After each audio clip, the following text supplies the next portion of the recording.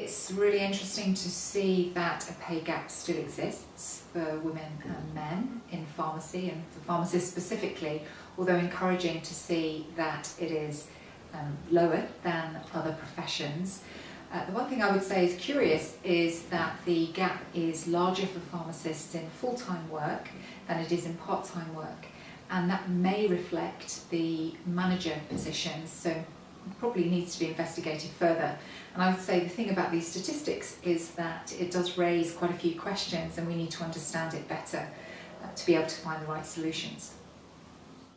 So for women, it's important for them to have the conversations with their employers to understand whether a pay gap exists in their organisations, and for women to understand that now for organisations employing more than 250 people, it is a legislative requirement for those organisations to publish the pay for different genders, and so they certainly should be asking the questions and finding out how they fare compared to their male colleagues. I think from a female perspective as well, it's important to think about what you can do to put yourself in the best position to get the best possible pay within your organisation, and that's making yourself attractive to an employer. Are you able to deliver all the services that are commissioned? Are you delivering the services such as MURs and new medicine service to ensure that you're giving your employer the very best value? And are you developing yourself with a view to how you might want to see your career developing in the future? So there are lots of things that we can do as individuals to raise the issue and also to make ourselves as attractive as possible as employees. So for contractors, it's important to have a look at your policies for pay within your organisation, and regardless of whether there's a legislative requirement to publish the data, I think it's a very positive thing to do. And in addition, think about how you're rewarding and recognising individuals working within your pharmacy so that you are getting the best possible employee and the value out of them.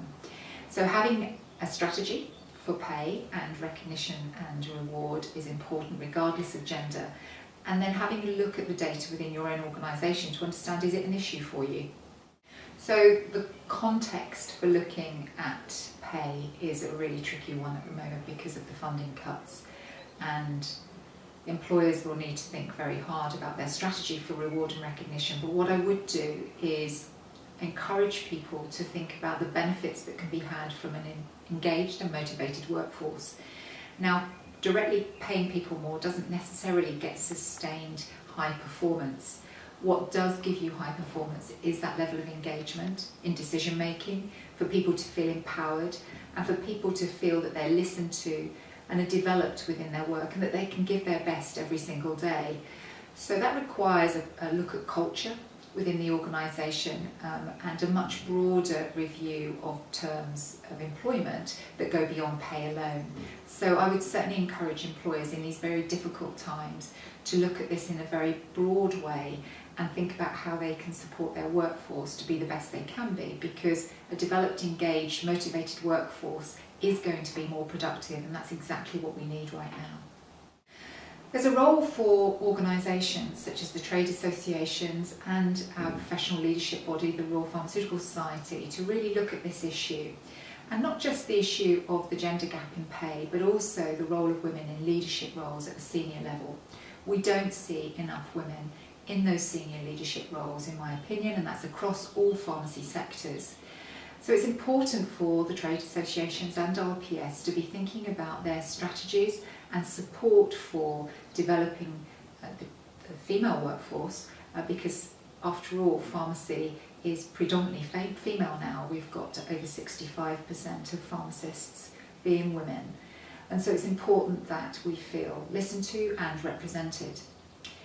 But actually, regardless of all of that, it's important to have diversity in our leadership and workforce to get the very best of decisions made. And so we should be looking at this as much broader than the gender gap and making sure that diversity exists across organisations. Community pharmacy doesn't necessarily have the same career pathway and structure that we see in other parts of the profession. And I think it would be good to use, for example, the faculty programme within the Royal Pharmaceutical Society for pharmacists to have a structured approach to their development so that they can prove to employers that they are moving forward, that they're developing their competencies, and they have some real examples of that. So that I think the faculty programme gives a really good opportunity for pharmacists to demonstrate their worth and their value, as well as giving people that real feeling of personal reward as they move forward and progress.